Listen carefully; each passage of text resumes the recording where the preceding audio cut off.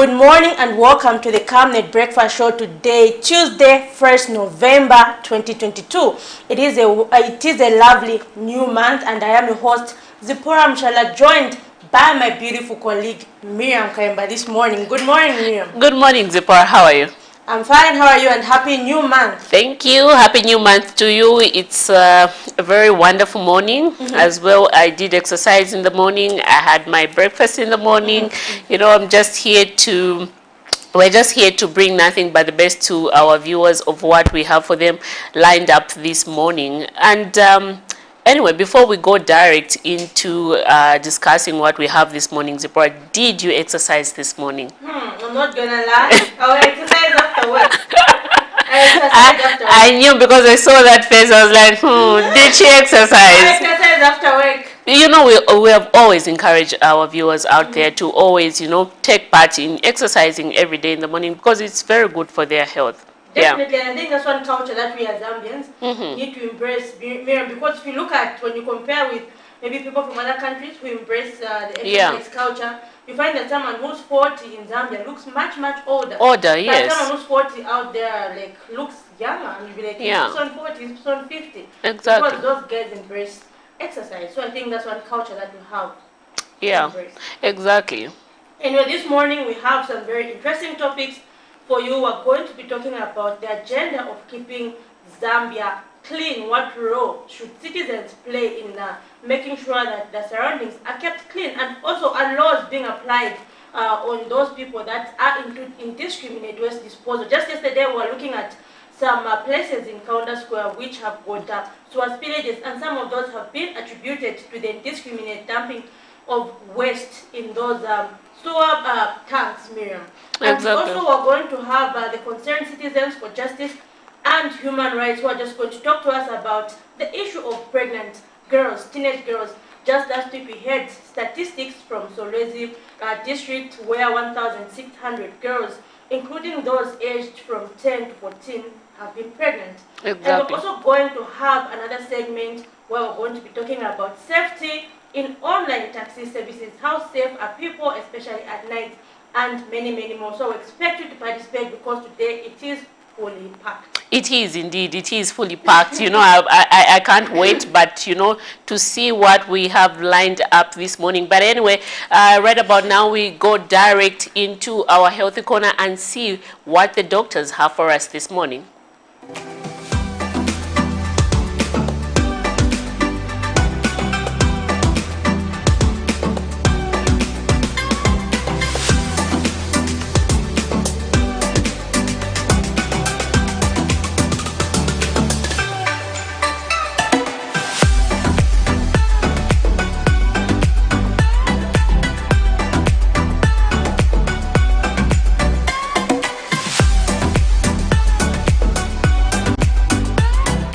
Good morning. My name's Dr. Rafat Basit Masa. I'm coming from Medical Women's Association of Zambia, MWAZ. I'm working in University Teaching Hospital as a general surgeon. Yesterday we had a very exciting topic which we talked about burns. We talked about burns, we talked about introduction of burns, we talked about types of burns, we talked about the superficial types of burns, the burns which are a little bit deeper, and the really deep burns. So we've been talking about burns, and we're going to talk about burns this whole week because it's a very, very important topic, and we have noticed that we have a lot of people who are suffering from burns accidents. It's quite devastating to lose people which we can actually avoid to lose them, Yesterday we talked about classification of burns, we talked about causes of burns, we talked about what causes burns. So we talked about fire causing burns, we talked about porridge causing burns, hot water, especially most 90% burns take place majority of the time is at home during household works, and a lot of burns, we end up causing burns to our little innocent children, which we can avoid it. It's very, very sad to see our children going through these burns. Why should they go through these burns when we can protect them? And the saddest part is that when we see them go through the burns, some children, we actually lose them, which we are not supposed to lose children. We are supposed to look after them. We are supposed to ensure they are away from household works. When you're cooking, make sure please keep your children away. When you're bathing your children, please make sure that your water is not so hot. It's warm enough for you to actually bath the child, because a lot of times you find that you have filled up your bathtub with so much water which is really hot, and then you put your child without even testing that if that water is really hot or not, and that's how you end up burning the child. So please make sure that you avoid some of these things. So today we are going to talk about the symptoms of burns. So symptoms of burns, meaning what are the things that you need to look out for when you have burns. For example, if you have been burned, so please ensure that you stop doing whatever you're doing. Stop if there is fire in your house, if there is anything that has caught fire in your house, ensure that if you are getting burned, stop, drop on the floor and roll. Make sure that the moment you get burned, that is for high burns. But if you're cooking and for example you just suddenly got burnt with fire or something really hot, please ensure that you don't apply anything in there. Just go into the basin straight. Try to wash your hands for 20 minutes with normal room temperature water. You don't need to put hot water or cold water or any kind of water. Just put room temperature water, run it through your hand or any part of your body that has just been burned, and make sure that it runs for about 20 minutes. After that, please ensure that you go to your nearest health care. Do not we have noticed that people try to apply toothpaste, then certain traditional powders, chemicals. So please ensure that do not apply anything on that burn wound, and go to your nearest health care, and they will provide you the accurate type of burns that you have got and how to go about it and how to look after it. They will tell you how to do it. So when it comes to symptoms, again, we come to the types of burns we talked about yesterday. One of them was really superficial burns. So in superficial burns, it's more like a sunburn. It's more like quite superficial. It just burns part of your skin, which is superficial. So on that burn, when you go to the nearest health care, the symptoms you're going to feel really, it's really painful, and it becomes red, and it's very, very painful. So hence people end up applying I have noticed that a lot of people apply Colgate there, thinking that it will cool it down, but it's actually causing more harm to your wound. So what you need to do is just go to your nearest health care. In there, they are going to provide some sort of creams for you and how to clean the wounds for you, and your wounds are going to heal within 7 to 14 days if you follow the accurate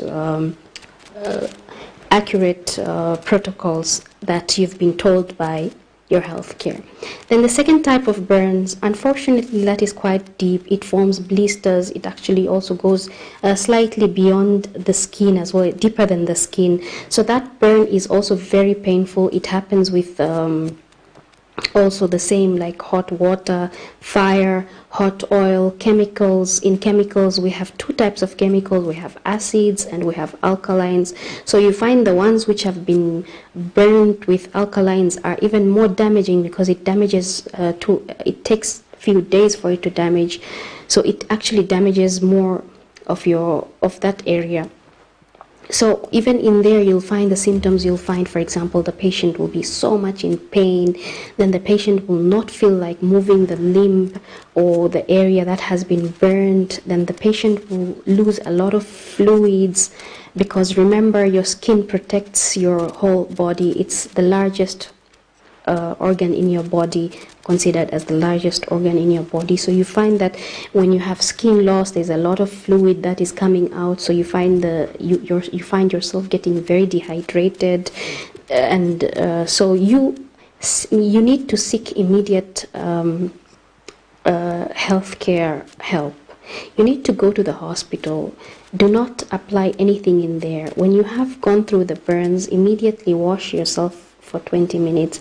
Prepare yourself, find transport, and go to the nearest health care, and you will be admitted there.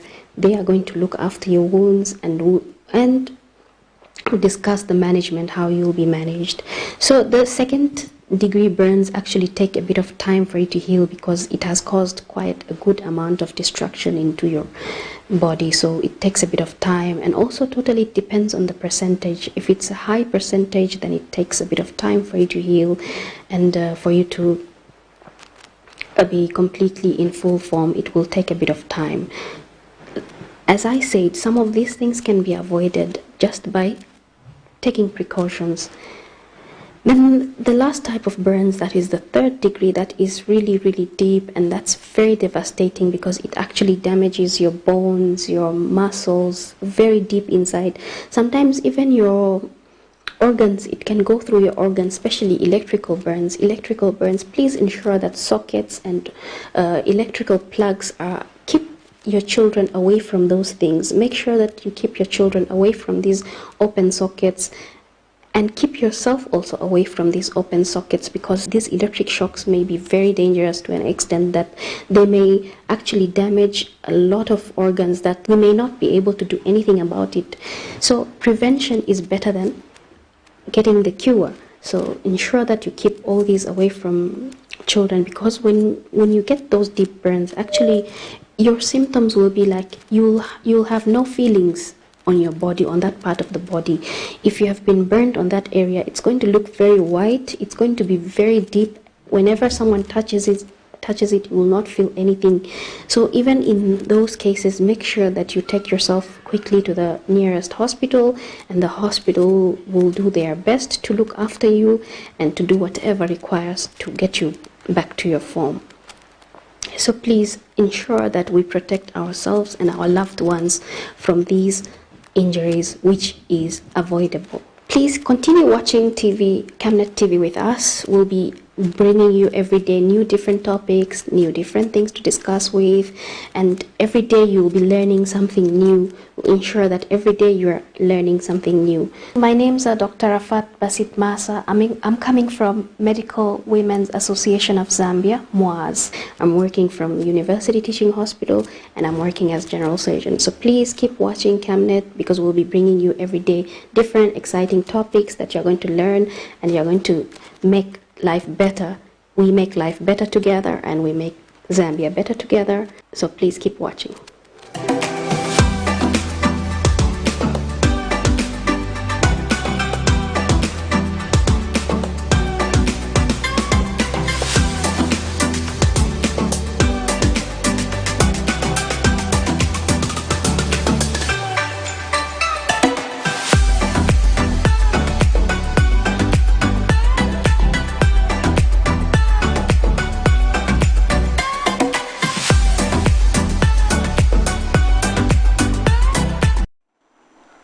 Quite interesting there. We have seen the doctors coming from the Medical Women Association of Zambia, who have continued to bring us nothing but the best with regard to those healthy tips.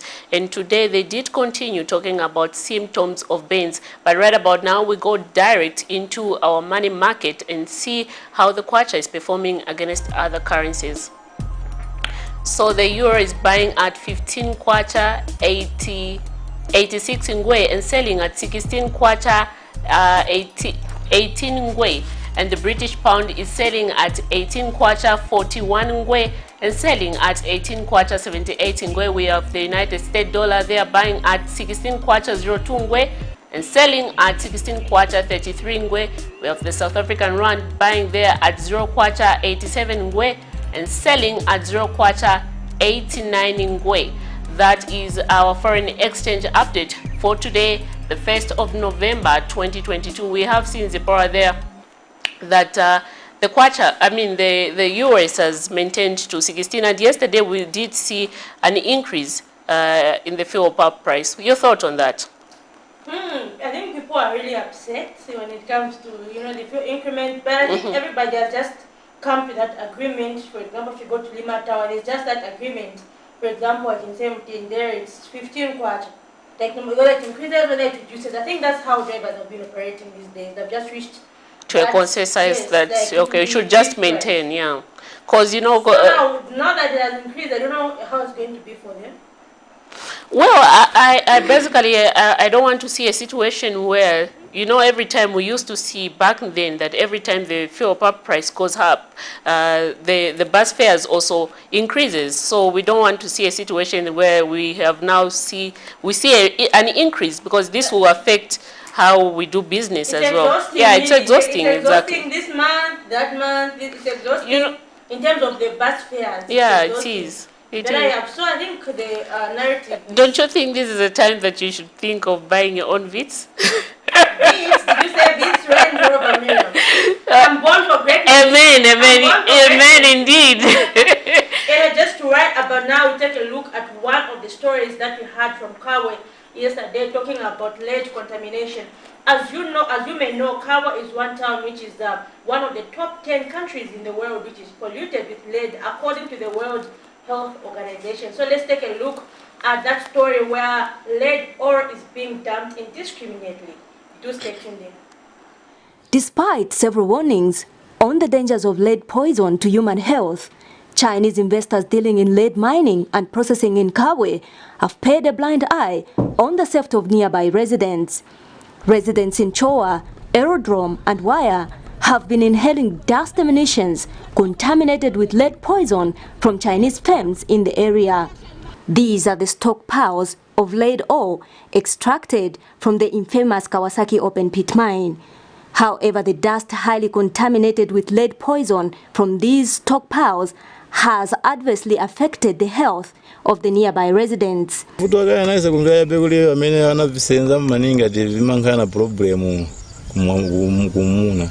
Central Province Minister Credo Nanjua visited the site where the Chinese investors are constructing a factory on this piece of land, A59, which is at the center of controversy. There are people here. That's a house there. Yep. Then here you have put materials which contains lead. Then you are saying in the future you are going to talk to them. After they have already died, who are you going to talk to? These materials, this wind which blows, it gets to them. What we do is build our wall fence stock. But you haven't built the wall fence, you have poured the material, poisonous material. And one would wonder how these investors managed to secure the building permit from the local authority, Cabo Municipal Council, and whether the Zambia Environmental Management Agency, ZEMA, have inspected the area to approve the construction of the processing plant of lead and other toxic materials in the area. Have you got the ZEMA papers? Not yet. We are doing application. How are you compiling these materials before ZEMA and again from the approves? submission saying Yeah, we started this at the same time. Who approved this construction of this building? Oh, for this question. Reporting for Camnet TV News, Petronella Msangulule in Kabwe. So welcome back. That was a story from Kawe where Petronella there was showing us about the lead contamination that is prevailing in Kawe. Anyway, just now we transition into our first interview where we have been joined by the Online Taxi Drivers Association of Zambia, and in studio we have Mr. Lucas Chanda, who's the chairperson, and Mr. Charles Kaila, who's the coordinator for the association. And so just now we also open our phone lines so you can call us on the numbers that are scrolling on your screen, or leave us a message on Facebook as you contribute to the topic where we're going to be talking about online taxi services. How are they performing, and really how is the safety in online taxi services? Good morning and welcome to the studio. Good morning. Good morning, thank you. Yeah, maybe just to begin, can you just tell our viewers out there what prompted you to start this association? So either of you, I can start with you. Okay, thank you so much. Yes, we did start this association because of what was happening on the ground. Really, I think we have the Minibus Taxi Drivers Association of Zambia, of which you know it. Mm-hmm. Yes, but as online drivers, we don't affiliate to them. So as online drivers, we thought of coming up with this association whereby the situation on ground wasn't okay, because these online apps will just come today, with their own prices, definitely. And the drivers really didn't have the voice to voice out, because most of the times you find that they can go like as a mob to go and complain to the online apps. You find that they were not heard. So we thought of like if we come up with an association, definitely it will be a voice to the voiceless, that is online drivers. And okay. Yeah, initially we had a WhatsApp group for drivers, because we were part of drivers as well. So this WhatsApp group, we used to air out our views. By then we only had, for instance, one app that was running as an online taxi company. So we could air out our views to this online company, but to no avail. So we thought about it as drivers. We said, how are we going to air out our views so that we can be heard? And amongst ourselves, we have people actually who came on board and said, guys, I think we just have to form an association so that we are legal. We need to be legalized, so that even as we approach these offices, we are able to be heard, because we are just ordinary drivers. If we speak out, we will not be heard. So that's how we just gathered ourselves, made some contributions, and had our association registered. That's how we got started. Mr. Chanda, with the establishment of this association, how do you think it has been able to tackle or address some of the challenges that online taxi drivers faces? Yes, definitely. Like I said, we are the voice of the voiceless. So coming up on for this association, definitely we are going to help our fellow drivers. Yes, talking about the fares, definitely. I think recently the fares, they are not okay. They are not okay, I would say. When you say they're not okay, what exactly do you mean? Are they low or? Very much low. You mean the ones which are paid? The clients which they are paying to the driver, really, they are very low. Because using these apps, definitely, the online apps owners, they are not thinking of our problems that we face. There is tear and wear of the car, definitely, and there is buying of talk time. I need to call you as a client to confirm where you are, where I should pick you up. There is also bundles. I have to be online every time, and then everything that is there, it is just for the driver. So really, coming up with this association, we are going to speak forth and make sure that this taxi industry has have really the power, and also to see to it that the driver out there is smiling. Yes. Many a times, you know, association are established, and then people don't see the fulfillment of that thing. Are you giving a guarantee to your people within the association that you will live to your fulfillment and your purpose? Yes. Maybe I can come in. Yes. There is a lot of exploitation in the taxi industry, and that is the reason why we have come on board as an association. And we've invited a lot of drivers to register with the association. That is number one. We want a lot of drivers, especially the online taxi drivers. We've invited them to come on board to register with the association. Currently, recently we've had meetings with, for instance, we've had meetings with Ulendo. We have also have some meetings with Yango, and we've had meetings with Zamcap. All these app owners have given us audience. They have we've come through and we've spoken a few things that we've aired out as an association. So we are there to speak out for our people, because we've noticed that the majority of these taxi owners, the majority of the taxi drivers right now are the youths. And mostly when the youths wants to speak out, others are very violent.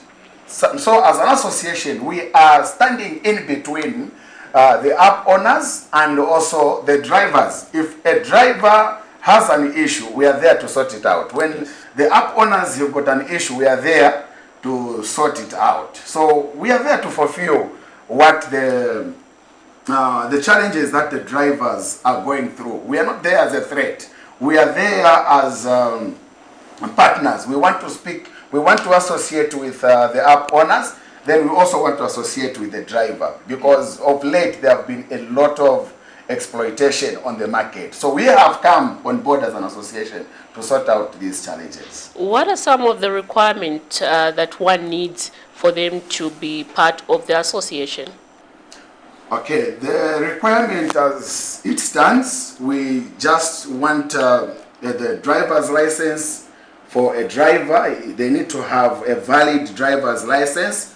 Then they also need to be people who are willing to work online 24/7. Of course, we have shifts. Some people work during the day, some people work during the night. Then current registration is free of charge, because we want to sort out the challenges. We are not there as an association to eat from the drivers, because we are part of them. So registration as it stands is free. It's free of charge. As long as one has got a valid driver's license, then they are eligible to be part of the association.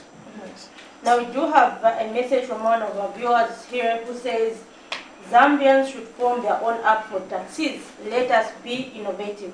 So maybe in line with what the viewer is saying, do you feel that online taxis are a reliable form of employment? Are they reliable in terms of, can someone make a living out of them? Or maybe in what way can they be improved? Okay, that's a good concern. Actually, Madam Zipporah, looking at how Zambians have been exploited by these taxi app owners, it would be very, very good if we Zambians are to come up with our own app. That is a very, very excellent.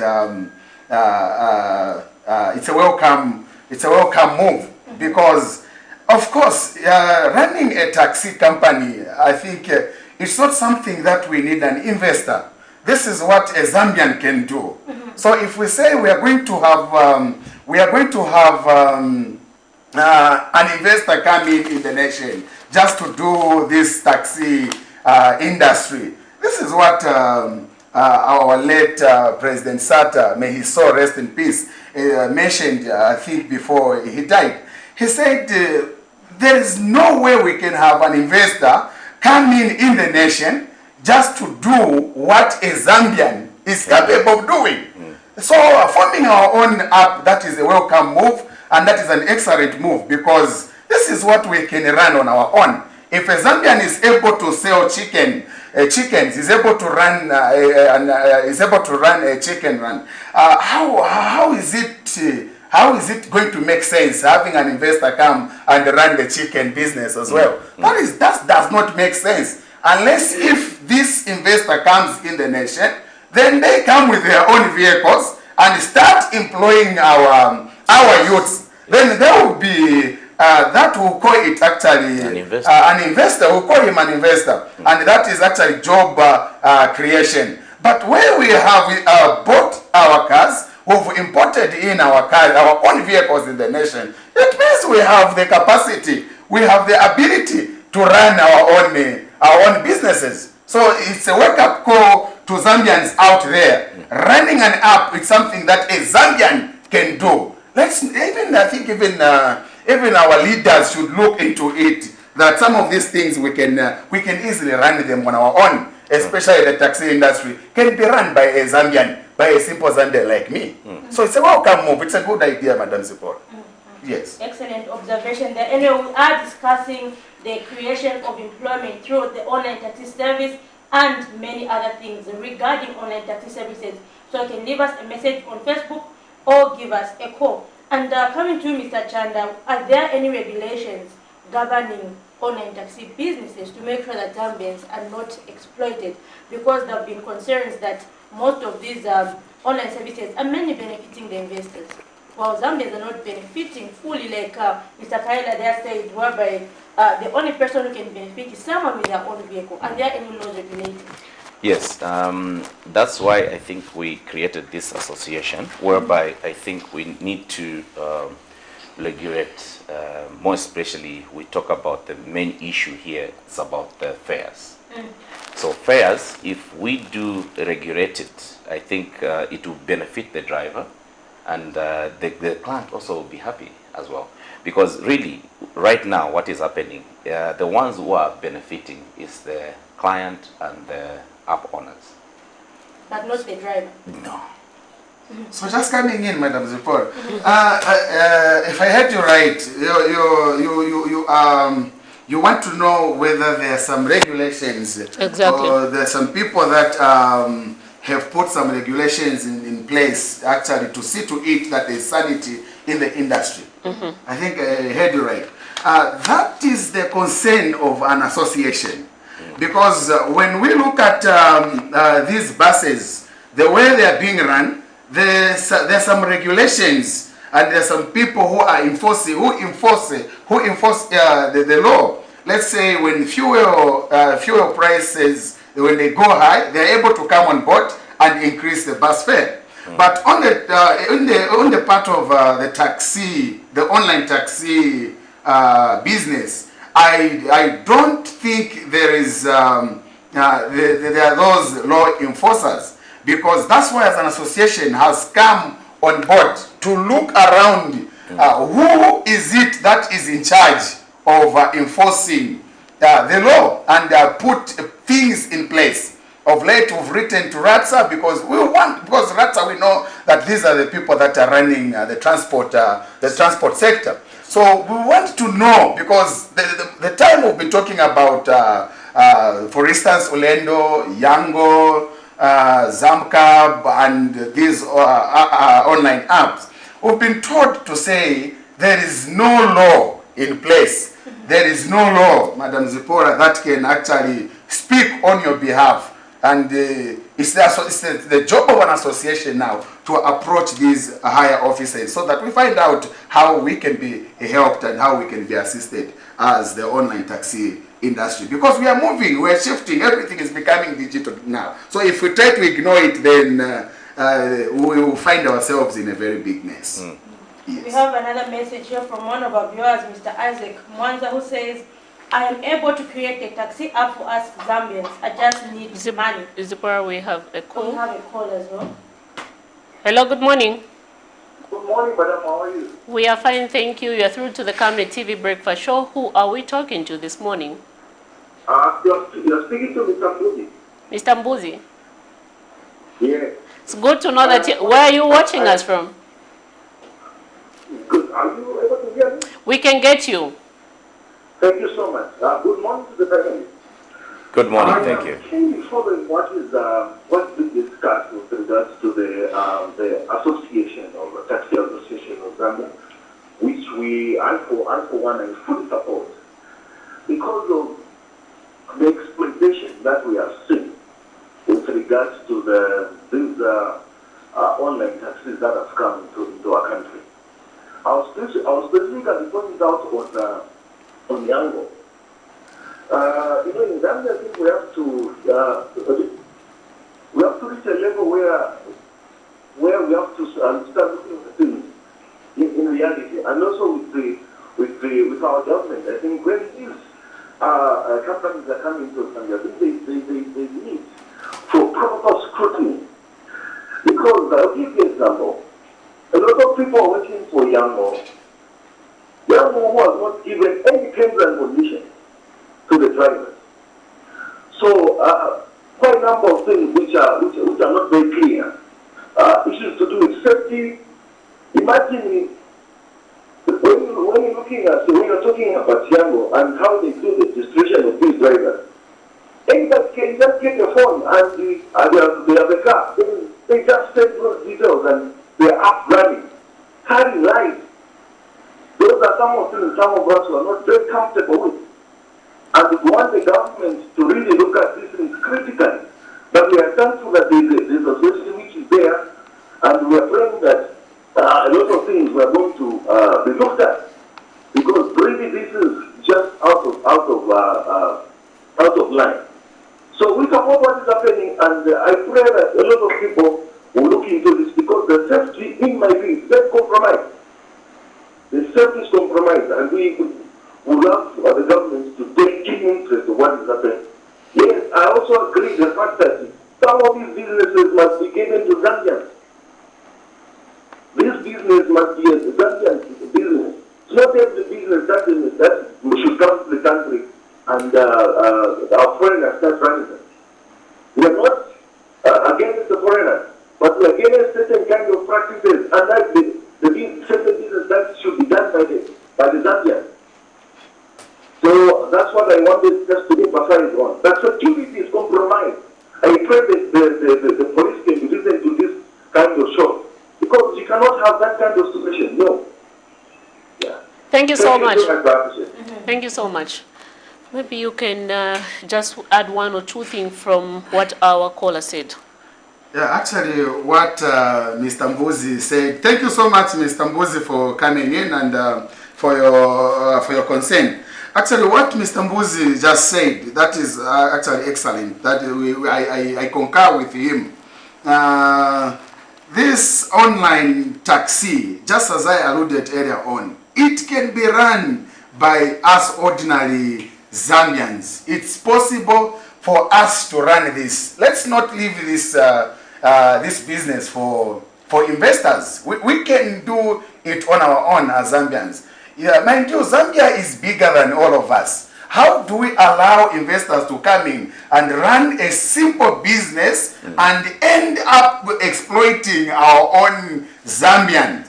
And one thing that I want to add on what Mr. Mbuzi has just said, we want the government to know that online taxi is not a small industry. It's not something that we need to underrate right now. Let's look at it as a big industry. We have a lot of people working online. We have accountants doing taxi, online taxi right now. We have lawyers. We have different people who do this as a side hustle. So let the government come in and put some regulations in place so that there must be sanity in the taxi industry. Thank you so much, Mr. Mbuzi, for coming through.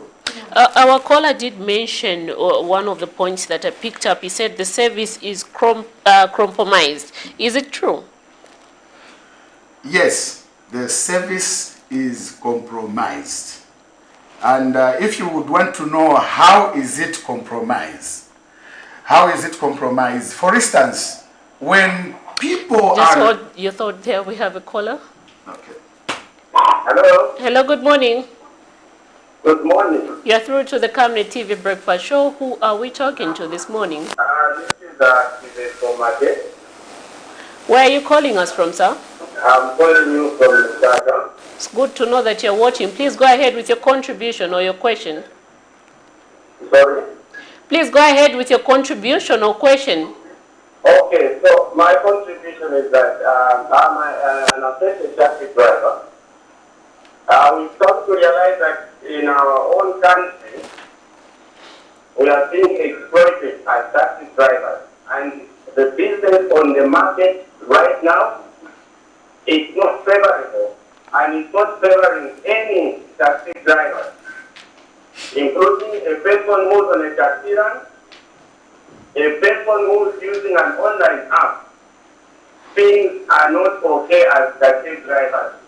What am I saying?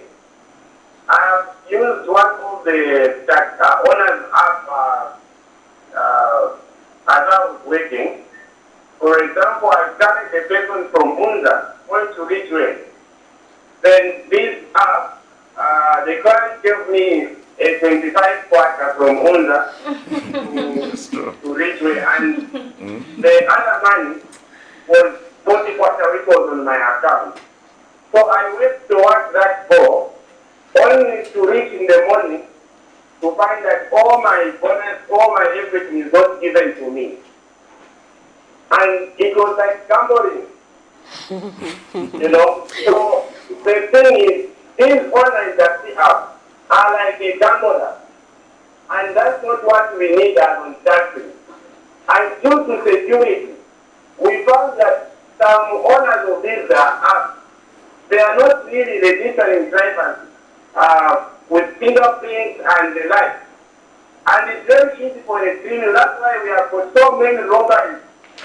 The other driver yesterday was attacked. They got his phone and his, it's not safe. So what we want, we as drivers, we want the association to help us and support us. We are behind you, the association. We need strategy and let the government put an ear to us. Because we as taxi drivers, we are not benefiting anything from these online apps. They are exploiting our cars, we are using our own cars, our own self-time only to get fake money, and we are affected as taxi drivers. The government, please, listen to us. Let the government put action to this. We support the association. Have you registered? Have you registered with the association yourself? I'm proud to register to the association. I signed through the link, and I'm a member of the association. Great to We know. are happy as drivers that we now have representatives who are going to represent us. These online apps consider this association before they come up with their prices. For the association, they will be the one to be in between us drivers and them. They should not be coming up with their own prices where we are not aware. Then they just put it on our head, and there we go with that operating. We want the association to be a representative of those stakeholders, owners of the app and us drivers, to sit on the table, for them to recognize that we are the game players, the main players in this game. Thank you so much. I have to cut you short. Thank you so much.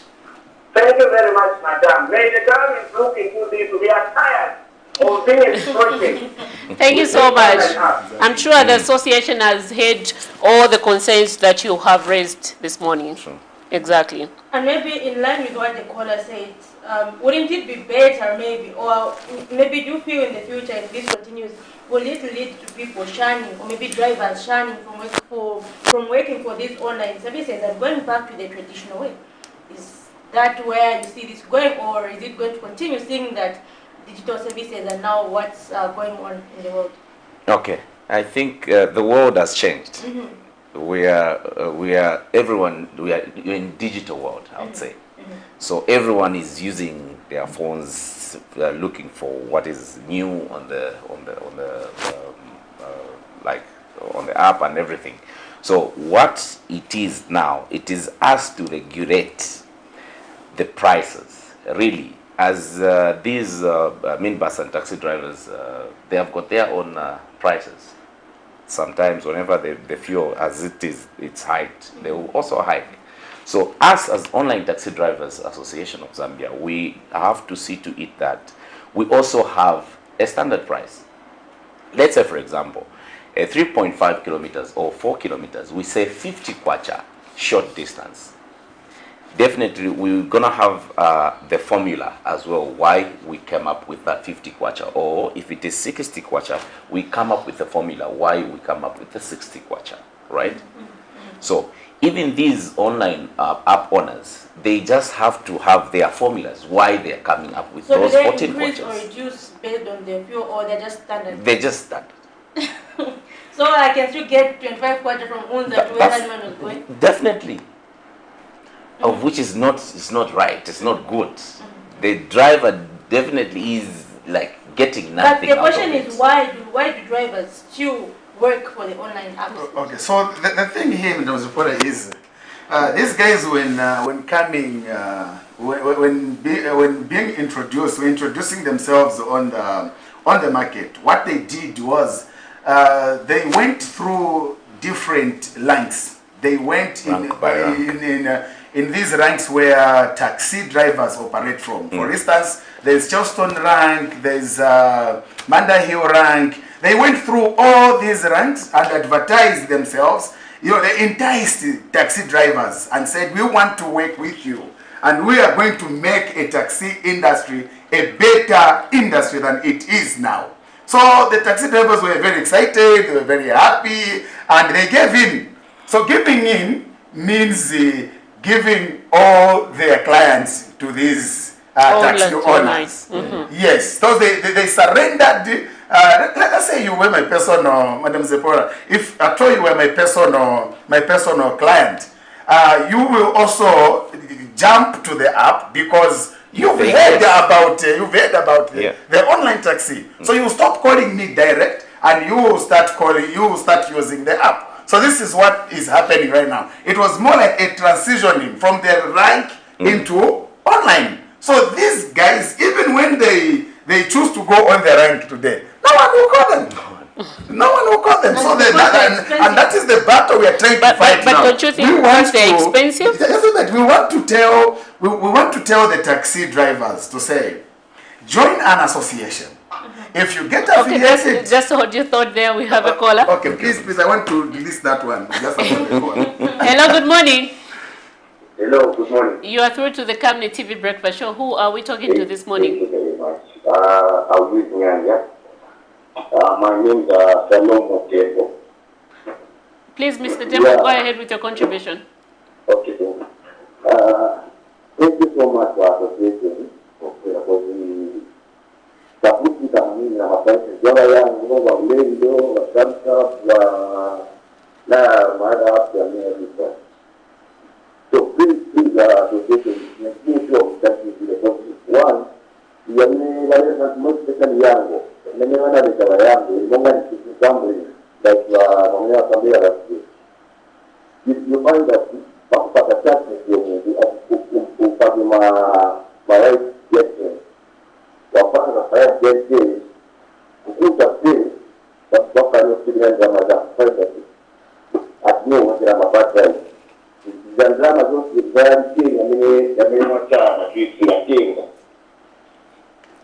without just knowing that moko amino sele si yako yabene baki you see that tekati wakutengera nzama maikashi imanje kulipi aleza usman tekati na kwa hapa uza mtu aina pesa na family ndi moto kajaka si bakana mpaka nzama zake jazamena kelezera maile mimi nzama zake chakutina then coming to Lendo utenga mtu maybe from Pauli to Chile ndaenda paka 25 ni makilomita zangaka mimi wakapa linga so tionga ziko mkuli wa association okwera pia tubatikani zeko za drivers. But to tell you the truth, tabuti kama drivers, ile poli ya tayari kwenda kuliwa Ministry of Transport kutenda ula nothing is happening. Mkaenda kuwa yangu nothing is happening.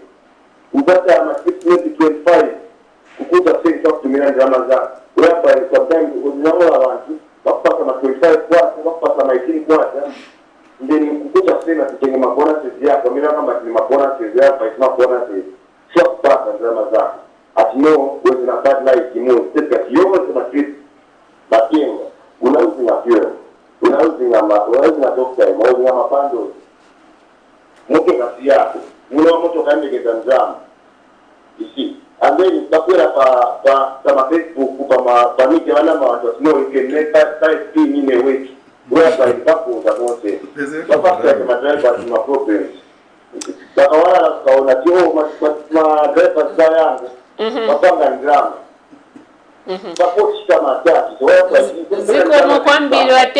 Ziko Mokwambili wa Tembo, I'll have to cut you short right now so that okay, so Tembo association mupitilize na mtima wa mwenyewe please don't get place wenzangu okay, thank you so much. Maybe you can just add up to what he was saying and your earlier comment in the next 3 minutes. Maybe you can sum it up as we come to... Yeah, thank you so much. What I was about to bring across, it's about what Madam Zipporah asked. She said, why is it that these people can't stop working with these apps? Now, I was saying the app owners have already enticed the taxi driver and they've gotten all their clients. They are with them right now. So for a taxi driver to go back on the rank, that is quite impossible. That is quite difficult. But the only thing that the taxi driver can do now is to get affiliated to this association so that if we are able to speak to our people, if they become part of the association, we'll be able to tell them, say, guys, I think what is happening right now, let's put our tools down. Let's wait, because these people are vulnerable. The app owners, they are vulnerable right now. They don't have cars. They don't have their own drivers. We are the drivers. We are having what? Our own vehicles. Orlando have no vehicles. They have no personal vehicles. Yango have got no personal vehicles. Zamka have no personal vehicles. They are all depending on our cars. They are making their names, making their monies on our cars. So if we say we withdraw, now we will Orlando run. People are busy appreciating Orlando. When Orlando is depending on a taxi driver and on other people's vehicles. Yango is being run based on other people's vehicles. We are the ones running this online taxi industry. And the other one I heard you talk about, you mentioned something like, is there not a danger of these people withdrawing? Yes, there is a danger of taxi drivers withdrawing, because we are the ones driving the economy. We are the ones driving these apps. Customers are excited. Yango, Orlando, what? Yes, we thank God for their coming, but these people are using our vehicles, our machines, our drivers, and if they were to run their business based on their own vehicles, based on their own fuel and their own drivers, Madam Sipora, you can ask yourself, how are they going to pay the driver? How are they going, with these simple monies they are charging people, where are they going to pay the drivers? How are they going to fix their vehicles? And coming to the point that Watembo mentioned earlier on, there is a lot of drama going on right now. Like I saw on social media, on the platform, on Yango platform, where they were advertising to say a driver is able to make 5,000 weekly. That is a lie. That is a lie. That is a lie. And actually, they are even putting the driver's life at risk. That is the reason there is a lot of killings and attacks going on, because they are showing money on the social media. That's not the way business should be run. There must be sanity in the taxi industry, especially online, to be specific. Okay, concluding remarks, maybe in just under 2 minutes. So concluding remarks from you, Mr. Chanda and Mr. Kaila. Yes, we just hope and trust that all the online taxi drivers who are out there must affiliate to this association. This association, to you, is a voice, and we are here to help one another. We are all into that industry. So please affiliate to this association. You're welcome, and we are the voice. Thank you. My closing remarks would be, I'm requesting the president of Zambia to find out more about online taxi industry.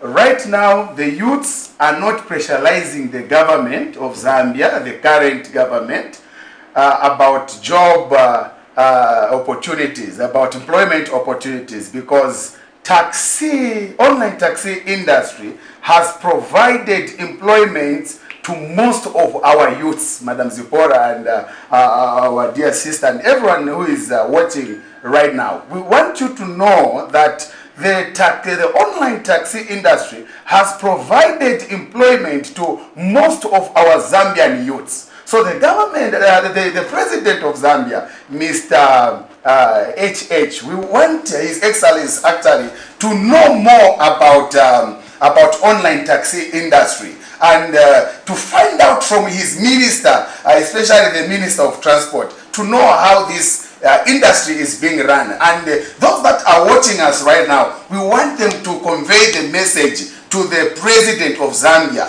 that as an association, Online Taxi Drivers Association of Zambia is requesting the president of Zambia, His Excellency Mr. HH, to take keen interest in these online taxi app owners. By doing that, we will see that the Zambian youths are given employment, and there will be nothing like the poverty. We are trying to even fight this poverty. Thank you so much. Those will be my closing remarks, Madam Zipora.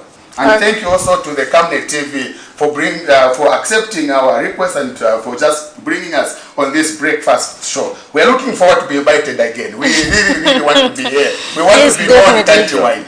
That we are around. We're also on the Copper Belt. Okay. We've already gone on the Copper Belt. Interesting. Yes, thank you so You much. know, quite interesting there, but this is where we come to the end of this segment, and we were joined by the Online Taxi Drivers Association of Zambia, Mr. Lucas Chanda, who is the chairperson, and Mr. Charles Kaila, who is the coordinator for the association. Thank you for those who left us messages on Facebook, as well as for those who called in just now. We take a short break, but do stay tuned in as we jump into another segment. Are you going in grade 6, 8, 10 or 11 in 2023? Waste no time. Born for Greatness Tuition Center will be opening to the public in Kablonga, Lusaka. Quality and experienced teachers guaranteed.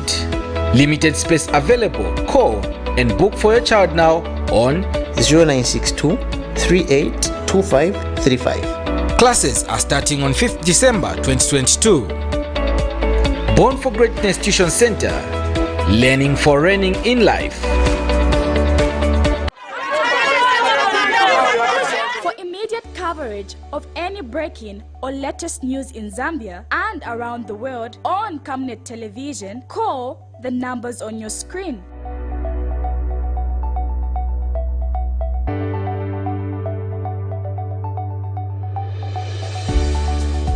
Camnet television, bringing to your screens fair news, impartial news, credible and reliable news all the time. Get the whole truth on Camnet World News.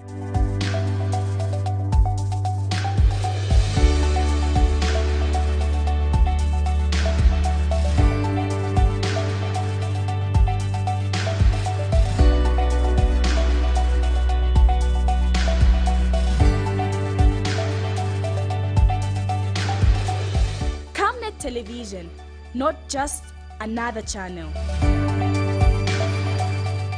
The Keep Zambia Clean, Green and Healthy campaign was launched by the government in 2007 and was aimed at keeping the surroundings clean and green in order to improve the health standard throughout the country. Despite the launch and relaunch of the program by different administrations that have taken over office, litter has continued to surface on the streets, thereby polluting the environment. In a quest to keep his city clean, a Keep Zambia Clean activist from the Copperbelt Kitwe Township, Martin Mulenga, had since September 2022 embarked on an exercise to voluntarily pick litter from the streets. The exercise, however, landed Mr. Mulenga in trouble after some cowboys at KBM station in Kitwe harassed him on accusation that he was practicing witchcraft. That's why he was picking litter from the streets. Malaletera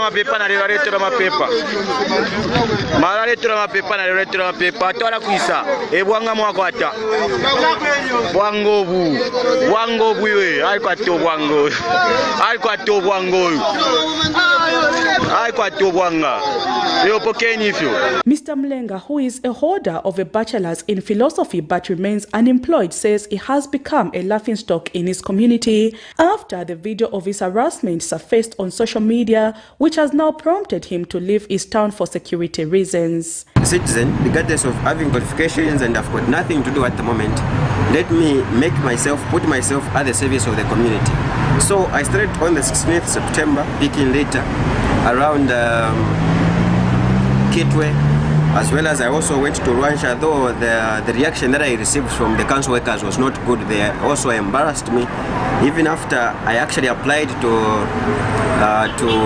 Rwansha Civic Center, I applied to work as a street sweeper, but to no avail. They couldn't give me a good response, not until I went back to Kitwe where I started doing that. Of course, the reaction has been bad. As we can see, our generation this time around, everybody is looking for a white-collar job. He has since called on relevant authorities to help him secure a permit to continue with his voluntary works to keep the city clean, adding that it is the only way to motivate other community members to come on board and help keep the cities clean. Make it worse that some people have started calling me names. I've made a laughingstock in my compound. after the video went so much viral on social media, so people have been calling me all sorts of names. Even some of the council workers have actually named me so much names that I can't even actually mention. So I decided to come to Lusaka so that I can just come and have a fresh air. So my call to the government is that I'm willing to work as a volunteer as long as the local authorities, they will come here and just maybe to give me a letter so that whenever I go to clean, I show to people that this is what I'm doing, and just maybe working tools, so to speak, so that at least at the end of the day we are going to have a green Zambia. Poor waste disposal has been contributing to climate change, therefore calling on stakeholders, community members and other leaders to put hands together and find a permanent solution to keep the environment clean, green and healthy. Prudence Jota, reporting for Camnet TV News. Keeping our surroundings clean, that is our next topic this morning that we are looking at. And in studio we are joined by Martin Mulenga, a Keep Zambia Clean activist. Now we do know, we have seen, for those who have come across a post on social media, I think 2 weeks ago, where a young man from Kitwe was being harassed after he went in one of these public bus station and he was speaking liters. So people out there were busy harassing him, saying, no, this is witchcraft and stuff like that. But hey, he was doing a noble cause for this country by ensuring that our environment is kept clean. And this morning we are joined by him in studio, and he's going to help us on exactly what made him or prompt him to take up this journey. Good morning and welcome to the Breakfast Show. Thank you so much, madam. Good morning. Good morning. We are glad to have you on the show. Good morning, madam. Could you kindly tell us a bit about yourself and what exactly prompted you to start up this Keep Zambia Clean campaign? Anyway, I'm Lenga Martin, a Keep Zambia Clean activist, a noble young man and humble, so to speak. Actually, I'm also a holder of BA in philosophy as well as a diploma in religious studies. So now what prompted me to start this kind of a job of picking litter? First and foremost, to agree with me that a clean environment is essential for our health living. And the more you don't take care of the environment, actually the more it becomes polluted. And it has actually also contaminated toxins that are actually that are harmful to our health. So I said, anyway, at the moment I'm doing nothing and I'm a graduate, I've got nothing to do. I don't drink beer and I don't smoke, and it's always bored being home doing nothing. So the best way is just to see what I can do so that I can keep actually myself busy. So I actually came across with also a news bulletin where His Excellency, beloved President of this great nation, Mr. Haga in the Ijilema, called on every citizen on the 28th April 2022 to take up social responsibility where cleaning our environment is concerned. And he says we don't have to be waiting for the local authority, the councils, to come and clean our surroundings, but it has to start with us. So I said, my place is very dirty, and the time I was going for holidays, I had a kebab shop at Zambia compound. So I used to go there. So the time I went there, I found the place was very dirty. I was like, I think one day I'll come and start cleaning up this place, the marketplaces, because we are heading towards rain season. So that's how I began on the 16th September. The reaction was not good. Yeah, sure. And when you talk about keeping communities clean, have we seen a situation where we have these bins belonging to the council in communities? Are they there? Like if you just walk down your street in your community, are you able to see these bins? Or maybe would you advocate for these bins to be placed to avoid the issue of indiscriminate waste disposal? Actually, my goal at the moment, I actually wanted also to apply through California Beverages Limited company, so that they can also just help us in terms of the bins. Because most of the places, when we speak about Kitwe, bins are not that much enough, and the city is very big. And you agree with me that Kitwe is one of the busiest place when it comes to trading. So we need to have enough bins in the marketplaces, also in the bus stations. So bins are not really much enough. Yeah, sure. Do you think we have adopted the mindset of ensuring that we keep our environment clean all the time as a country? given the fact that when you were doing that and the response you got from the members of the public? At the moment, people have not really accepted the cleaning of the environment. But I'm sure maybe it has not so much emphasized by the local government as well as maybe the government authorities. So we need to take it so much seriously, because you agree with me that in 2017, on the 29th December, His Excellency, the former president, directed the army to clean to actually contain the spread of cholera outbreak. Why? It was because the city by then were very dirty. All the cities actually in Zambia. You saw how the soldiers were whipping people in town to say, oh, come you clean. So we don't want to go back to such kind of a situation. It has to start now. Now, how are we going to do that? It's through the participation in the Keep Zambia Clean campaign as the citizens of this great nation. Yeah. Now, we saw in one of the clips that went viral on social media, you being harassed on the ground when you were trying to pick up these litters. What was going through your mind that time? I know there's always this kind of, yeah. Wow. The way the guys were harassing me, in the first place, me, I'm an educated young man. I never wanted to respond to them, because if I was going to respond to them, maybe I was going to be beaten. So the two wrongs can't make something right. Something right. So first and foremost, I wanted to let them come. Then later on, maybe I could talk to them. But in the first place, I wanted to run. I was like, if I run, these guys will do me bad. So the best way for me is just maybe to keep calm. And of course, maybe I would talk to them, not until the council worker, of course, came to my rescue. Yeah, sure. So, of course, I was very sad to find myself in that situation, because I was not thinking that that actually incident could happen the way it happened. But I heard one of the people accusing you of being a wizard, because they were asking where you were taking those litters that you were picking. So now, if you look at Rwanda and Kigali City, every citizen go around the town to pick litter. Why? Because the campaign for keeping the surrounding clean is very strong. Mm-hmm. So if these people were to know the importance of how to keep the surroundings clean, they wouldn't have called me or such kind of names and whatever they told me. But I see that there is a lot that we need to do as a country where sensitization is concerned.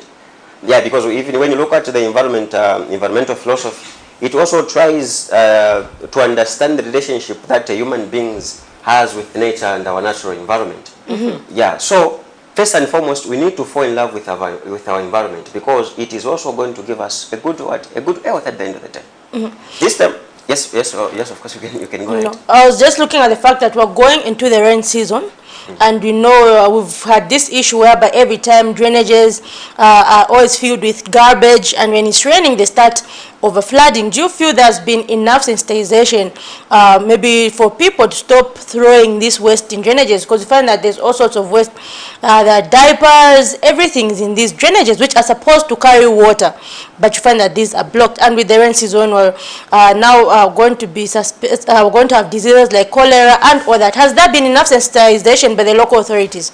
I would actually quote local minister Gary Nkombo on the 25th September 2021. He said that we need to take much interest in the cleaning of our surroundings, but he also made mention that... Okay, just hold your thought. We have a caller. Hello. Hello, good morning. Good morning, Daniel. How are you? We are fine, thank you. Who are we talking to this morning? You are talking to Mr. Banda from Mazabuka. It's good to know that Mazabuka is watching. Please go ahead with your contribution, Mr. Ban. Yeah, except I think the network is breaking, but I'll try to make it be as quick as possible. The conversation around the Keep Zambia thing is very progressive, and I recommend the activities of the gentleman there. It's unfortunate that he was harassed, I think, from the picture that we saw from the copper barrels. I'll have two serious observations, however. The gentleman is looking for employment, which unfortunately our schools, as they saying is accredited, have not done well in terms of imparting a skill. We are schools instead of being a trade. So we end up having a lot of theory that becomes a bit difficult when we're done in school. Point number one. Then point number two, his gesture is good. It may face resistance as it were, I think because of the approach. As I said earlier, since he's into looking for employment, there is a lot of entrepreneurial line which he can do if he gets to deal with waste management. Let me be quick to mention, one of it can be, like in Osaka where he's gone, there's an issue of recycling. So he can partner with the companies which are collecting the waste for the purpose of recycling. It's it's just a free answer. Or he can identify himself with organizations that are into sensitizing the public in terms of the dangers of waste management, what it causes on the public, and the like. And like going solely, okay, if he speaks then what? He has fixed this waste then what? How does it dispose it? Does he have a company? Or better still, he can still join in other companies that are already in the waste management system in order to keep. And likely we are going into the rain season where cholera is usually gone as a result of indifferent disposal of waste. So that can be one key message we can use to champion the mindset. I'm a bit uncomfortable where the land, no, the council doesn't do this, the local authority doesn't do this, I apply and they don't do this. It is good it desires within God to sweep in the street, but will be able to be bold enough to do that at an expense of being paid a peanut. So there's a lot of factors that should be considered, and then a focus should be put on what exactly he wants to achieve. Otherwise, it's a good stagnation. If every Zambian had the spirit, and not because I'm looking for employment, but I want to serve the public in that manner, I think we can have a clean, health city. I thank you. All right, thank you very much. Quite interesting observation there. Maybe your response to the caller. Oh yes, the response would be, at the end of the day, we want to have a green Zambia and clean Zambia. It's not about looking for employment. If I look for employment, that I would say I'm going to be selfish because it's only going to benefit me. What about the people? So we need to first and foremost to sensitize the people. Recently we are celebrating independence. Why? Because it began maybe with a single person and then everybody actually joined. So we need also sensitization. It's not about looking for employment, first and foremost, but it is also to help and to support the government, because they have been talking about Keep Zambia Clean. Just that we citizens, we are not actually listening to what the government of today, each and every time they are saying. You see in town this time around, it's a noble thing, it's normal for everybody just to littering around, which is not good. But the government is always talking about this kind of a behavior that let us refrain from littering around. One of the things that the caller has mentioned there is the need for you to take up this noble cause and utilize it in another way. Maybe start up your own recycling company. Maybe partner up with other people. Have you tried considering that? No, I've not tried. This is when I'm trying to, as I just actually had elaborated on that I began on the 16th September. Not until that video actually went viral and I was somehow disturbed in one way or the other. So I couldn't actually also fulfill what I really wanted, but I'm trying to actually make something possible at the end of the day. Yeah, sure. When you talk about the waste management sector, there's one thing which has always stood out to me. For example, when you look at the Chinese community who have come to Zambia, they have formed these industries. For example, I visited one of the industries where they make dust pans, they make plates, cups, out of this same ordinary plastic that you see. So as Zambia, or as someone who's in this sector, do you see, what do you feel is missing for us Zambians to actually make something good out of our own waste? Is it money? What are we missing as a country?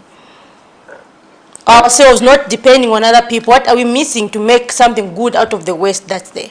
What we are actually missing at the moment is that we don't know the importance maybe of also even the plastics. Because the plastics, you can make something out of that.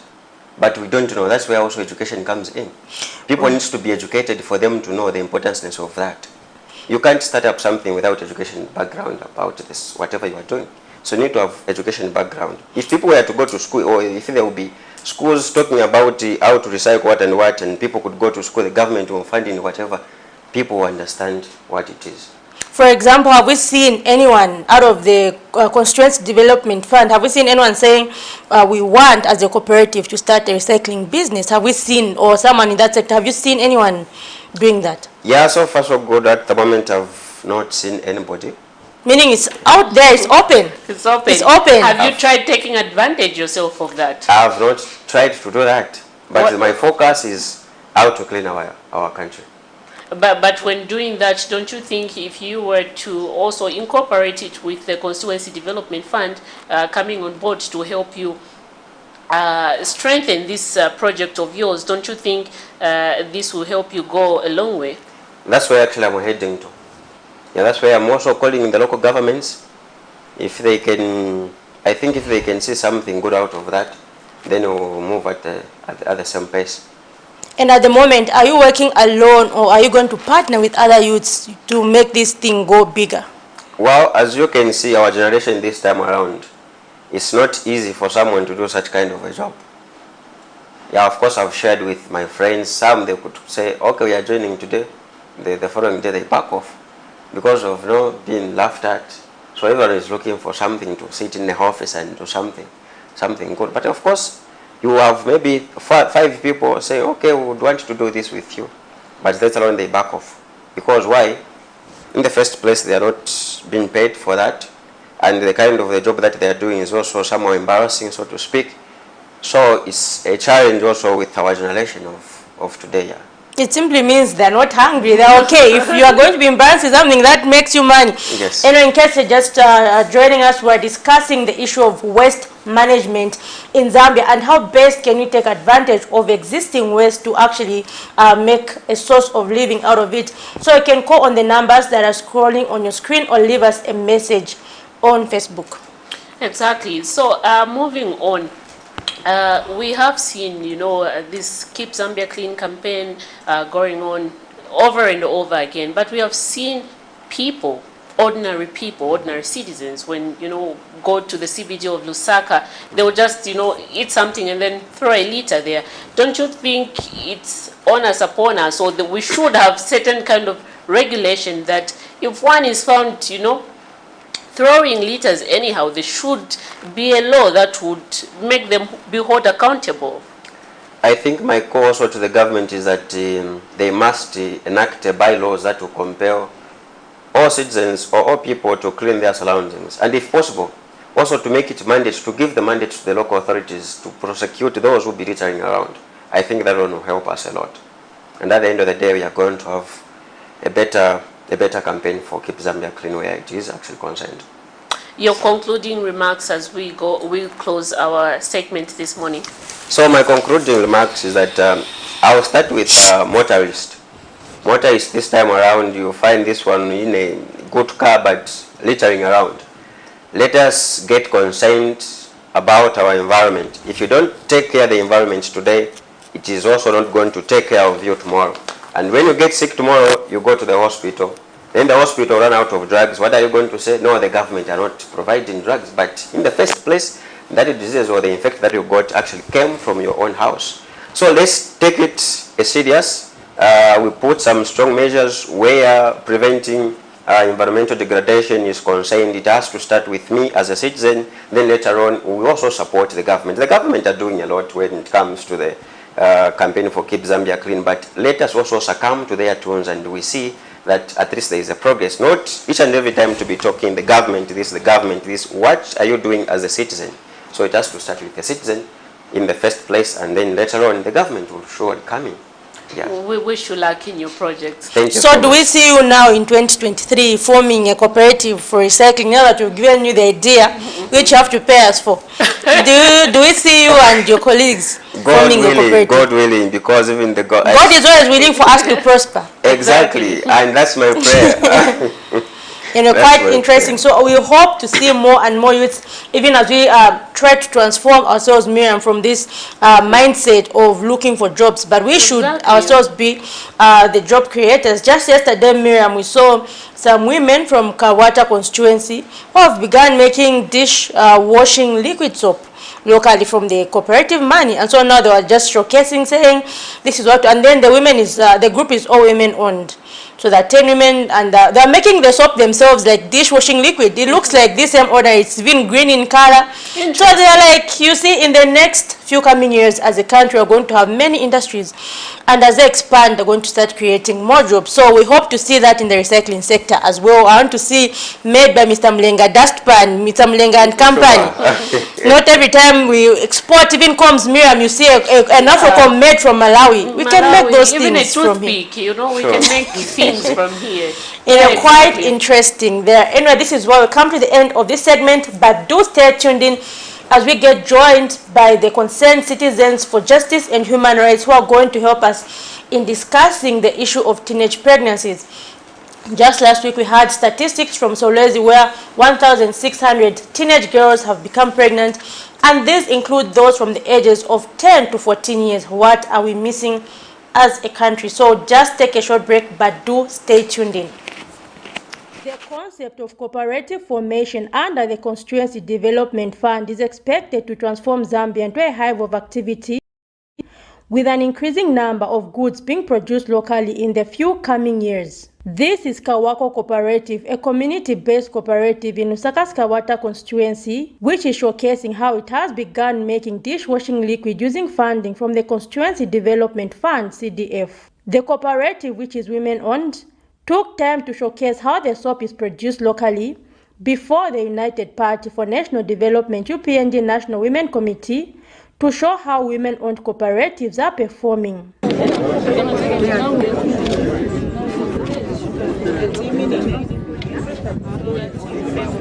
Cooperative chairperson Alice Matinanga says such initiatives are sure to lift women out of poverty. We are testimony to this assertion. Now that the cooperatives are being funded through CDF, we expect to see the creation of more cooperatives in Kawata constituency and elsewhere. Responding to the initiative, UPND National Women Chairperson Gladys Tavares says the party women committee will continue encouraging women around the country to form cooperatives regardless of political affiliation. The only qualification needed is being a woman with a desire to improve our lives at household, community, and national level. As UPND Women's Wing, we have so far helped to register 589 community-based and non-political cooperatives in 6 provinces, broken down as follows. Copperbelt Province, 251, Northern Province, 121, Lusaka Province, 99, Central Province, 47, Eastern Province, 40, Northwestern Province, 31. The emphasis from locals has been for the quality of Zambian products to be excellent if they are to fairly compete with international products. Zipporah Mshala, Camnet News, Lusaka. At the age of 14 in 2019, Mercy Tembo, not her real name, was enticed by blind love and fell pregnant. At the same time, she was supposed to sit for a primary school leaving certificate examination. Believing she would be better off, Mercy, who is now 17 years old, went ahead and dropped out of school and planned to get married to the father of her child, 25 years old Jackson Mulinda, but soon realized her mistakes.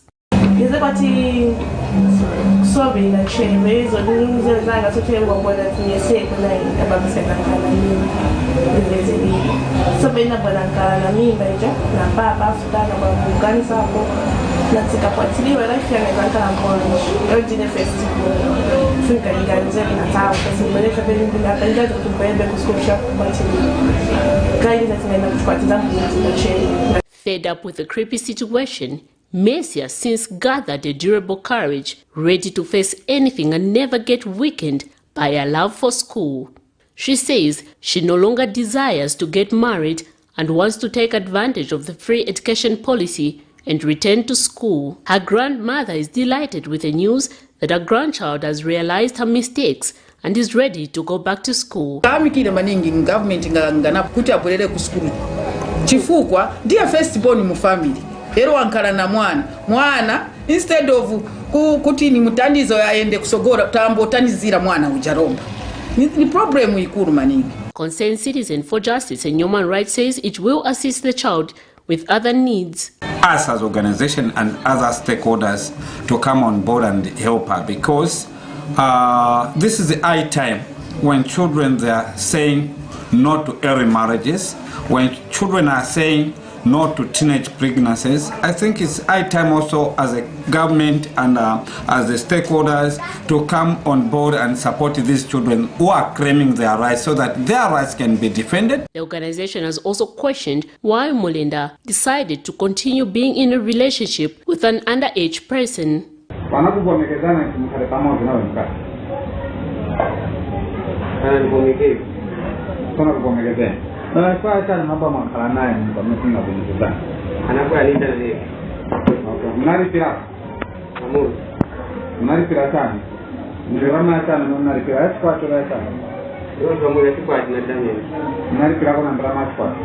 Nearly 30% of adolescent girls in Zambia become pregnant by the age of 18, according to the Zambia Demographic Health Survey. This high rate of teenage pregnancy remains a significant concern and poses major development challenges, such as reducing the opportunities to actualize their full potential and entangles them in perpetual cycle of poverty and inequality. Miriam Kaimba, reporting for Camnet TV News. Are you going in grade 6, 8, 10 or 11 in 2023? Waste no time. Born for Greatness Tuition Center will be opening to the public in Kablonga, Lusaka. Quality and experienced teachers guaranteed. Limited space available. Call and book for your child now on 0962 382535. Classes are starting on 5th December 2022. Born for Greatness Tuition Center. Learning for reigning in life. Thank you so much for still staying tuned to the Camnet TV Breakfast Show. Right about now, we move into our next segment where we are looking at the fight against early marriages and teenage pregnancy. And in studio, we are joined by Mr. Richard Nkua, who is coming from Concerned Citizen for Human Rights. Good morning and welcome. Good morning, Miriam. How are you? We are fine, thank you. Good morning. Good morning. We are glad to have you. Thank you. I'm happy and I'm humbled. Looking at what Concerned Citizen for Justice and Human Rights has for quite some time, been doing this, helping the community out there when it comes to gender-based violence cases, early marriages cases, and as well as teen pregnancies. Of late, we understand the fact that you were somewhere in Nega and you retrieved some girls. Maybe you can just speed up to that. And also, in line with what we saw, is it last week, where there was a high number of teenage pregnancies in Solwezi? Okay. Thank you so much, Miriam. Thank you so much, Zipola. Thank you so much, viewers. In Southern Province, we were conducting door-to-door campaign, and also we had some meetings with area councillor and other stakeholders in the communities, together with traditional leaders.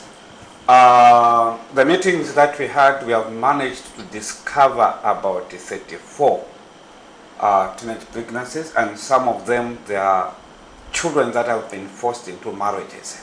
And we have managed to retrieve some, and also we'll be going there on 7th of this month to continue with our campaign. Mazabuka is vast.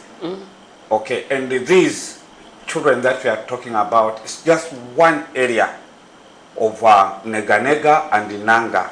So it's something which is very disappointing for the nation. It's something which we feel that we need to do something as a nation, not only us as consensus for justice and human rights. But it's something that we feel that as citizens, we need to partner with the government, we need to partner with the church, we need to partner with other stakeholders so that we eliminate the issues of teenage pregnancies, and also we eliminate the issues of early marriages in our nation. Now, just last week we saw 1,600 girls that were recorded in Solwezi who are pregnant, and some of these are even as young as 10 years, 14 years. What are we missing in trying to curb this issue of teenage pregnancies? Because we've seen so many programs around the country, but instead of the cases reducing, they're actually increasing. What are we doing wrong? Thank you so much. What we are missing, number one, is sensitization. Number two, what is contributing, some of the areas the police are very far. It's also contributing. Again, there is part of negligence to us as parents. There is part of negligence because we are failing to educate our own children. We are expecting other people to educate our children. Instead of us to start the fight, we are waiting for other people to come and fight that battle which belongs to us as parents. So we are missing a lot of things. And again, it's like also as a church also, they are missing out on certain things, because also church must partner with us stakeholders. Also church must partner with the government so that we can educate the community. Look at what is happening right now in Mazabuka. Look at what is happening there in Solwezi. You find that us as Concerned Citizens for Justice and Human Rights, we are not there, but we'll be going there since we are already in Chingola. These programs, this challenge is not only in Solwezi, even in Chingola, we are facing the same challenge. So we need to just to come up as a team. We start doing what is correct for our nation. Yeah. Now, like you said earlier, talking about the need for parents to talk about these things with their children, but what about the taboos that exist? Do you feel that, or maybe how best can parents actually offer this education to their children amidst the traditional beliefs that parents cannot talk about these things with their children? Thank you. You know, as African, we have got our own traditions and customs. We used to have these things. We can teach our own children in our own language that this is fire, don't touch it. You can do this at the right time. As parents, we can do that. Now, what is happening this time around is like, instead of educating the child the collective thing, the parents are contributing to the problem which is affecting the child. In short, you find that a child who is 13 years, we have got issues in Meganega, we have got issues in Solwezi, in Chingola right now as I speak. You find that the parents, instead of helping the child, they'll be in forefront, even getting money to those people who are violating the rights of the child. Who is contributing to the problem? Meaning that the parent is contributing. Have you seen? So there is a need for the parents to make a step so that we reduce the cases of gender-based violence. We reduce the cases of teenage pregnancies. One thing that has been attributed most of the times to when it comes to an increase in early marriages cases, teenage pregnancy cases, has been attributed to the increase or the high levels of poverty in the country. And when we talk about high levels of poverty, looking at most of the people living in the rural parts of our country living below, the standard of an ordinary Zambian on how people should live, do you think we'll be able to fight this? Yes, we'll be able to fight this. Every time when we have got a challenge, we have got a lot of excuses. We'll be able to fight this. The only thing that can help us to conquer this fight is when Zambians get united. We'll be able to fight this. Look, Concerned Citizens for Justice and Human Rights alone, we have managed to sensitize most of the parts of this country. We are sensitizing the communities. And the people now, they are coming out to come and report these issues, meaning that there is a right somewhere in the tunnel which will make us conquer this fight. The only thing that we need to do as a nation is to come together and have one voice. On that, we'll be able to conquer. During your sensitization that you conduct across the country, what are some of the ingredients or elements that you point out when you do this, when you hold these public sensitization?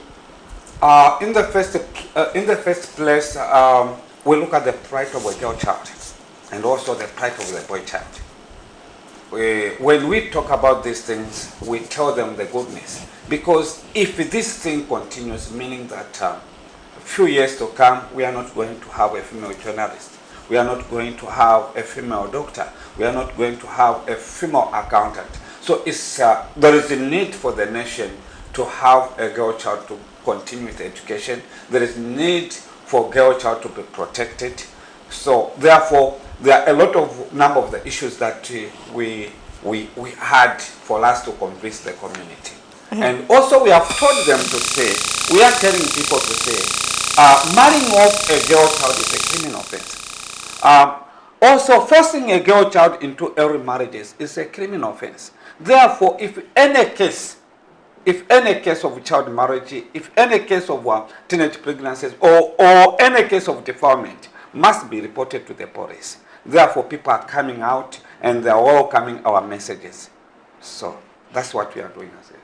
Now, when you talk about gender equality, there has been a concern that the focus has mainly been on the girl child. Could it be that there are even some cases of early marriages for boys, but we're just not seeing them? Is that happening? Yes, it is happening. As we are talking right now, out of the 34 cases that we had, 11, you find that 17-year boy, he has been forced into marriage.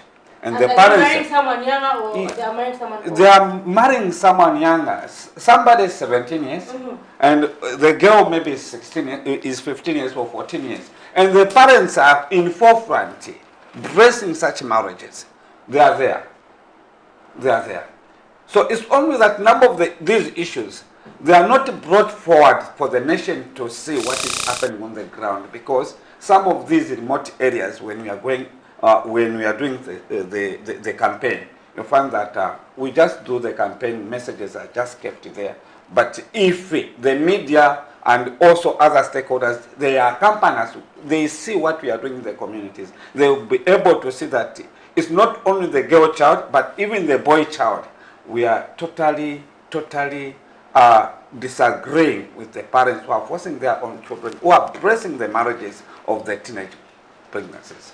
Traditional leaders have been playing the role that they need to play in terms of sensitizing people. Sensitizing the subjects, have they been playing their role? Yes, I'm very much humbled with what is happening with Chief Mwenda, Chief Nalwama.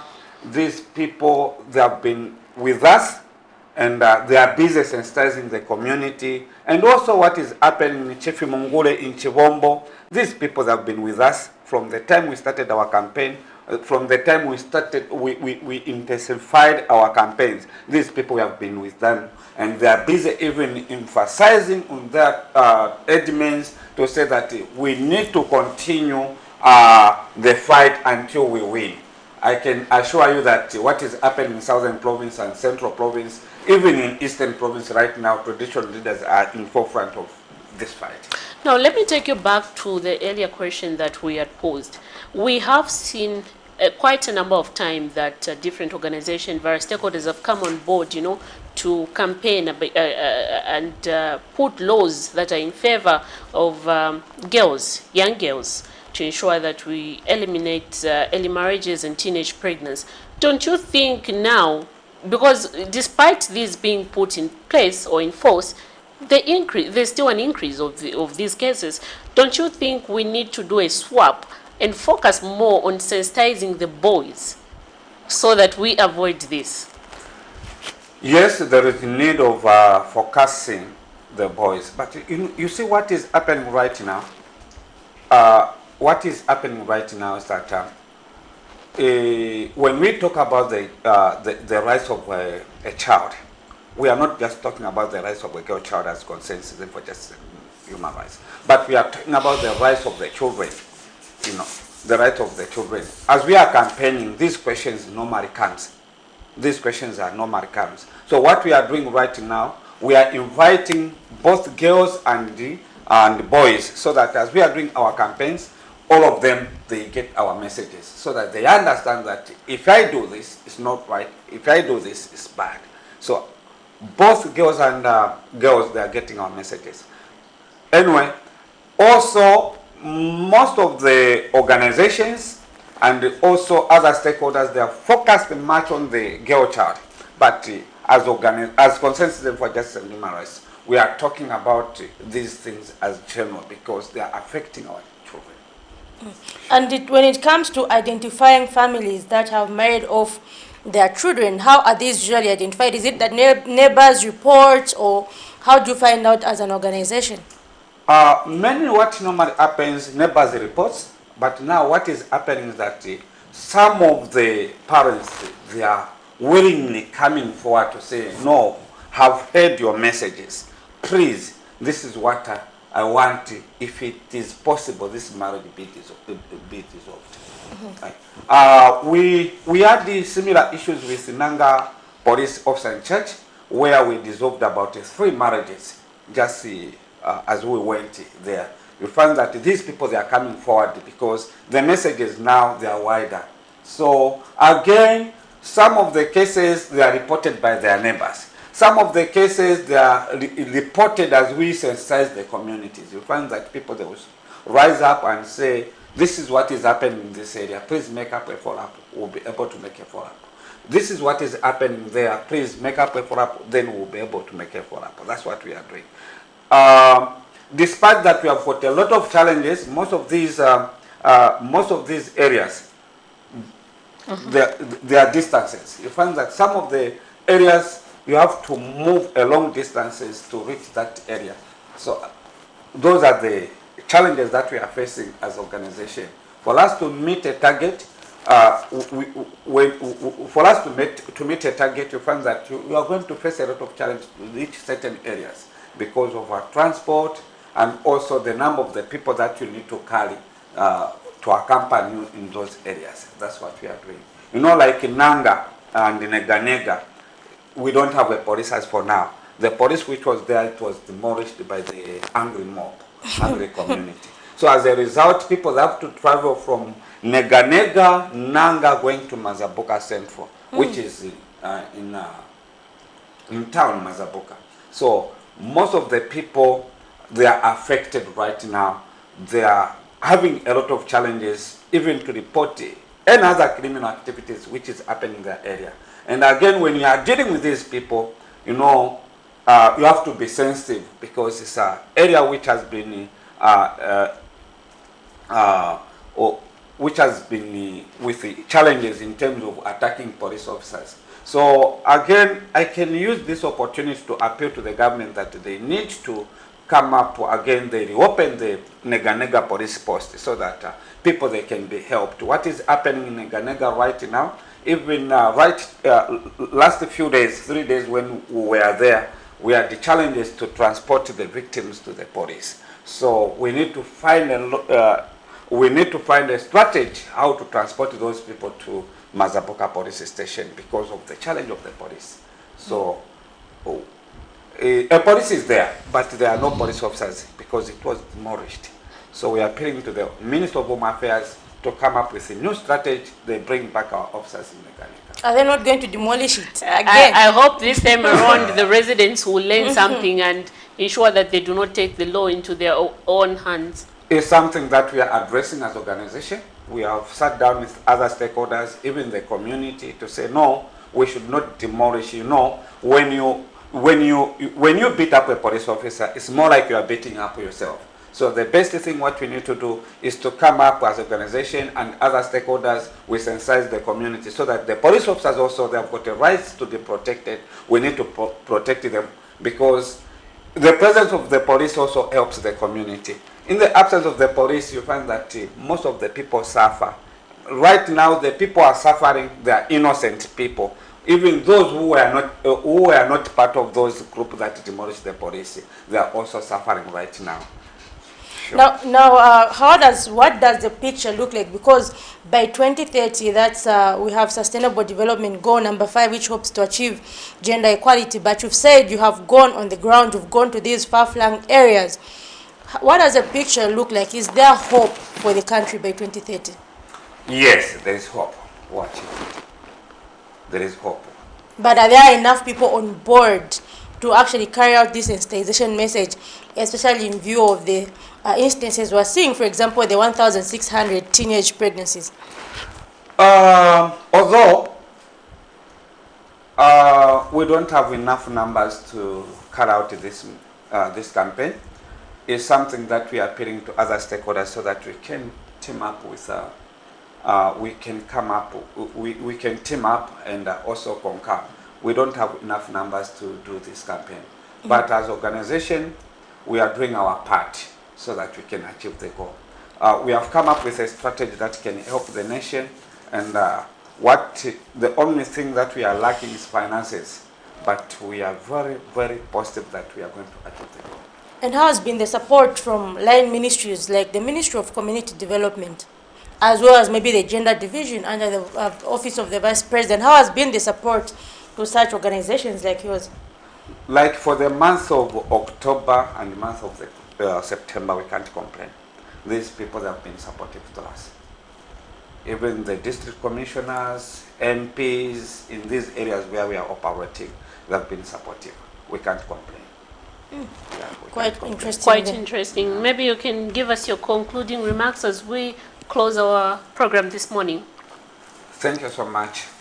Our concluding remarks, we are saying, Zambians, let's get united, let's partner with the government so that we eliminate gender-based violence in the nation, we eliminate teenage pregnancies in our nation. Let's not support illegalities in our nation. Early marriage is a criminal offense now. Defilement is a criminal offense. Let's avoid to be in conflict with the law. That's what I can say for now. Quite interesting there. Thank you for coming through, Mr. Nkua. I'm sure we've heard a few things, and I think my takeaway really is the part where parents actually have to take up this task and educate the children to make sure that we curb teenage pregnancies. But anyway, thank you to our viewers who stayed tuned in with us from 7 hours until now. Earlier, we were joined by the Online Taxi Drivers Association of Zambia, and were later joined by an advocate in the area of the recycling business, and have been joined by the Concerned Citizens for Justice and Human Rights, just talking about teenage pregnancies. It was a fully packed breakfast show and very interesting. Thank you to our callers, and thank you to those who joined us on Facebook, as well as to our floor manager, Elash Chilela, and our technician there, Mr. Frederick Munungwe. Thank you very much. Do join Sharon Kalimbula and Patrick Soko tomorrow as they take you into politics. But from Miriam and I, it's until next week, Monday. Have a blessed week and happy new month.